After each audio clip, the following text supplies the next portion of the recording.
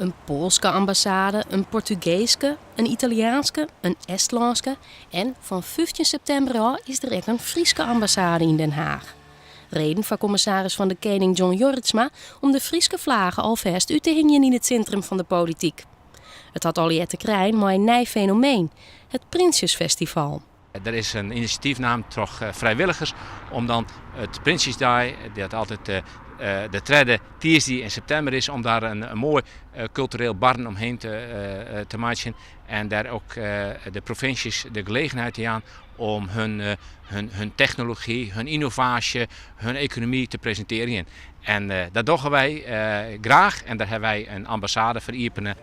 Bij de komende Prinsjesdag wordt de eerste editie van het festival houden. Een aantal dagen voor de presentatie van de miljoenennota zal Friesland centraal staan in Den Haag. En dan met name in deze sebere Friese ambassade. Nevens oud Tweede Kamervoorzitter Gerdy Verbeet een prachtkans om uw provincie te promoten. In Friesland gebeurt heel veel op het punt van innovatie, maar ook cultuur. En het is mooi als men daar in Den Haag een eigen plek heeft, een mooie plek om de vlag te laten wapperen en ons te laten zien wat Friesland allemaal te bieden heeft. Het festival wordt 3 dagen. Net alles gaat dan over Friesland. Op orenplakken in Den Haag zullen ook tal van activiteiten plakvinden om de mensen meer te beloeken bij Prinsjesdag. We hopen dat dat lukt door allerlei activiteiten te organiseren.